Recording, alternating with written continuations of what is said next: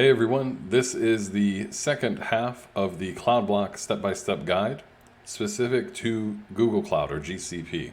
We'll start from the GitHub project page, scroll up to the GCP folder, and then scroll down past the step-by-step instructions to the Google Cloud specific set. We'll need to start with PowerShell and Windows Subsystem Linux. I'll open PowerShell and type in WSL. We'll then need to cd to our home directory. Next, we'll add the Google Cloud SDK repository. This is a long command. Make sure you grab the whole thing. Right-click to paste. We're prompted for our password. That's the password we just created in the previous video for Windows Subsystem Linux. Scrolling back to the left, we install the packages required. Copy and paste. This will take just a second. The prerequisite packages have been installed. We now add the Google Cloud package key. Again, a long command. Make sure you grab the whole thing. And install the Google Cloud SDK. This will take a second as well. I'll be back. Okay, the SDK has finished installing. We can now run through authentication. I'll paste this in.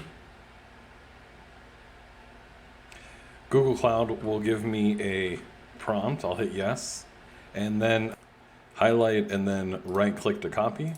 Open a new tab. Choose your account.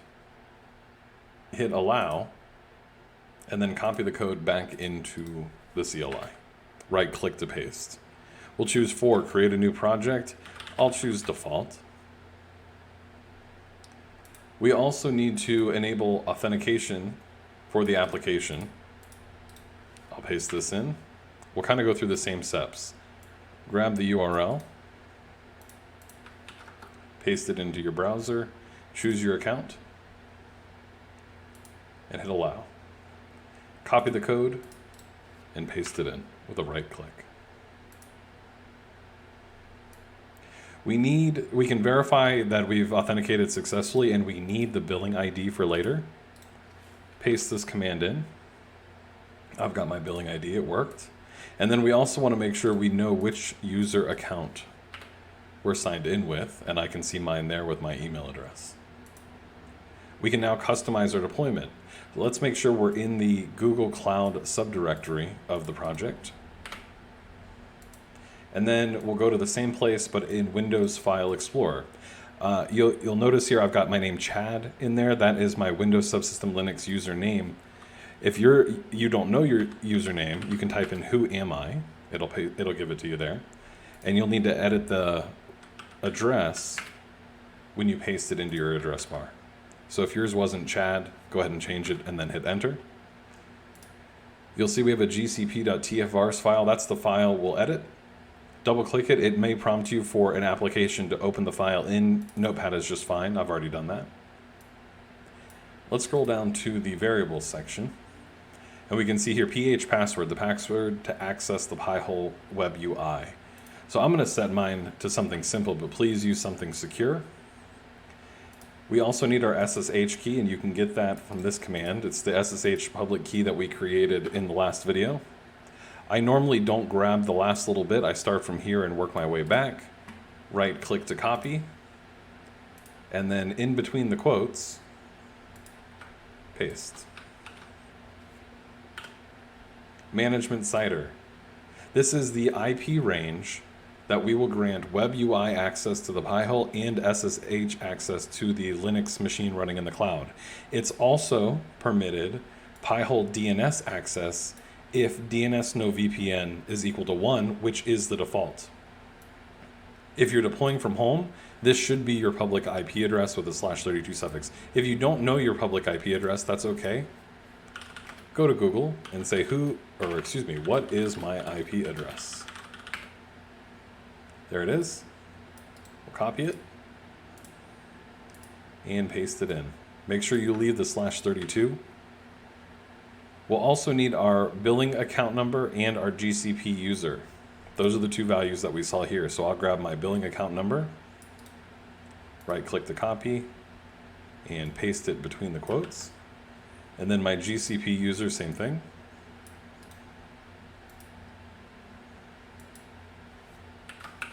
Those are all the variables that we need to change, but there are some others that are worth taking a look at. Number of WireGuard peer configurations, 1 per device. If you have, say, 2 cell phones, a laptop, a tablet, maybe you've got friends that are going to use the service, or your family, this is the number of configurations we'll generate for the VPN, and you'll need 1 per device. The default is 20. There's no harm in having more than you need. The upper limit is likely somewhere around 250. Keep that in mind. DNS over HTTPS provider. This is where your DNS lookups eventually end up. I like OpenDNS. It works for me. It's been reliable. But maybe do some research on different DNS over HTTPS providers and choose one that works for you, or maybe it works for you wherever you're located. We also can set a flag called VPN traffic. If we look back at the diagram, you'll see this visualization shows our DNS traffic is going through the cloud services that we set up, and then all of our normal traffic goes out to our normal internet service provider, whether that's our internet service at home, public Wi-Fi, our mobile network. That all happens just as it is without going through the cloud services. Only our DNS traffic, our DNS lookups do. You can, if you want, change it so that all of your traffic goes through the cloud.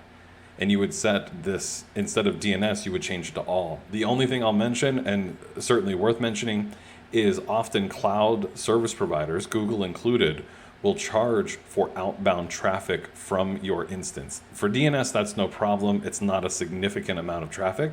But if you were to set this to all and then watch Netflix, you're going to get charged for your outbound bandwidth. Keep that in mind. This is the DNS no VPN flag. As mentioned, if you set this to 1, which is the default, you're able to use your home network to talk to the Pi-hole directly. Something we likely want to do. Check out GCP regions. So you may not be in the Eastern US. There might be a closer region to you. Do some research on which one is best. You also need to occasionally, and you would only need to do this one time, but if you're looking at this project far into the future, you may want to check to see if there's an updated Ubuntu image. Ubuntu is the type of Linux that we'll be deploying in the cloud, just like we're running on Windows subsystem Linux.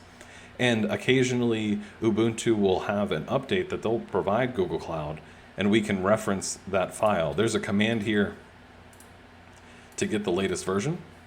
I'll paste it in. And there it is. This one, it looks like 2020 October 14, and I think that's what we already have. Yeah, I already got that in there. But occasionally, maybe once every month or 2 months, there may be an update and you want to get the latest version. The image project, that's just a reference to Ubuntu. You don't need to change that. And then the very uncommon are things like the machine type. This is the size of the machine. This is compatible with the free tier. You likely don't want to change it. And then there are plenty of other variables too. I'm not going to change any of those. They don't need to be changed. All right, let's save. Close it out and keep going. We've edited the vars file and saved it. Let's make sure we're in that GCP subdirectory. We are, but we'll double check. And then we can run Terraform in it. This is going to tell Terraform to download the Google Cloud specific code that it needs. It should be pretty quick.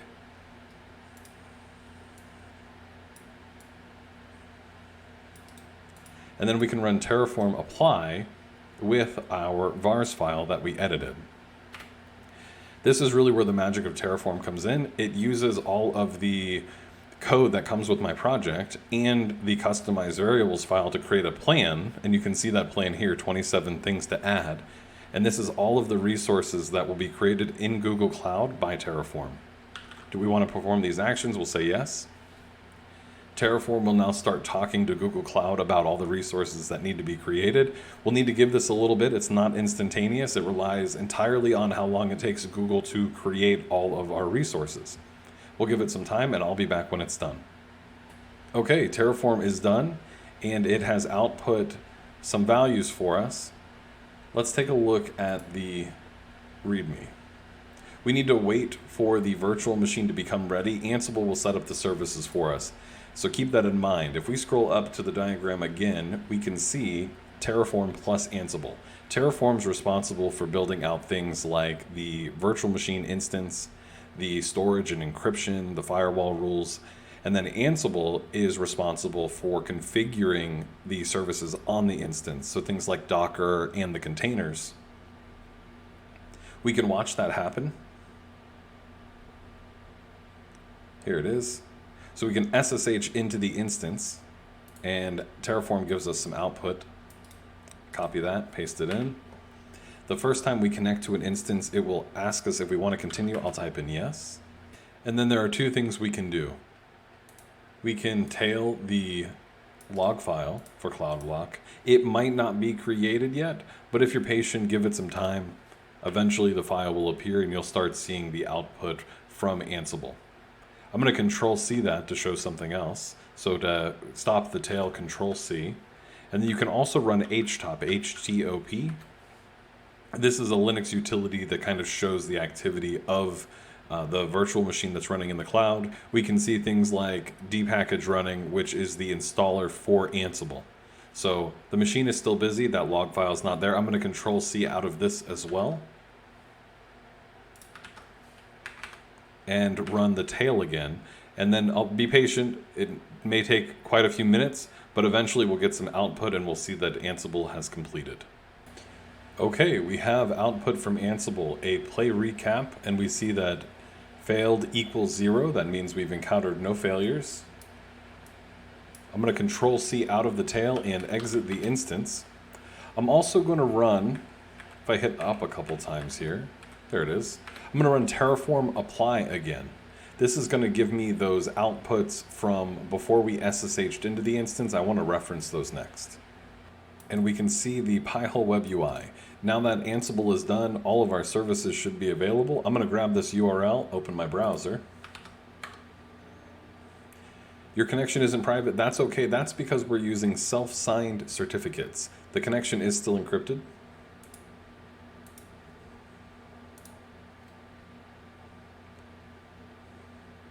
I'm going to turn off my dark reader and log in.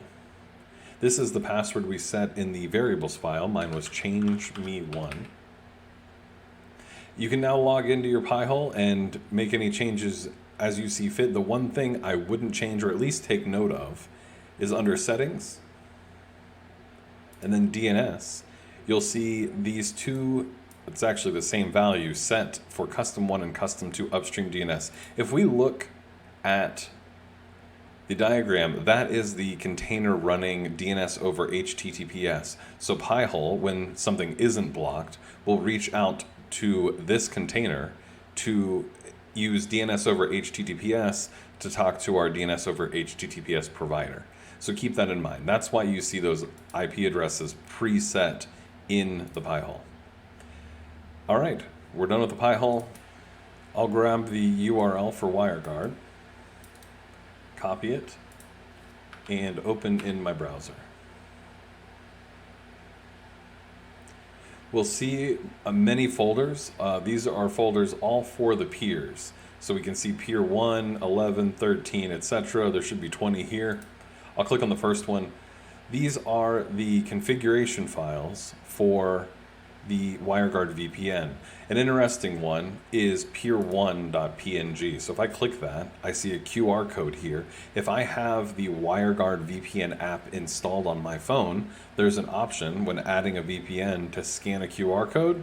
I would click that button, put my phone or device up to the camera up to the screen, and the WireGuard configuration would automatically be set. So if you look up here, you can see peer 1. Keep that in mind. Each device will be a different peer, right? So peer 1 might be my cell phone, peer 2 might be my laptop. With that being said, if we look, there's also peer1.conf. That might be more useful for non-mobile devices. So this is like the plain text of the configuration for your WireGuard client. That about wraps it up. The last thing I'll note is you can, because we have DNS underscore no VPN set to 1, that was the default variable in the vars file, you could now also set your home network, maybe your router, if you've got a router that runs your home network, you could set the DNS to this IP address. You don't need a VPN from your home network only, and you could run the Pi-hole DNS throughout your home without the WireGuard VPN. Again, it will only work from your home IP address. I'm now going to destroy the project. I don't need it anymore after this demonstration. So if I look at Terraform and I remove apply and set it to destroy, Terraform will look at all the resources that it has created, and it's going to have a plan to destroy all of them for me. So if you are done with a project, maybe you don't want to use Google anymore, you want to switch platforms, something along those lines, you could run this, type in yes to confirm, and Terraform will happily delete the resources for you and give you a clean slate to work with. That's it, everyone. Thank you very much and have a good day.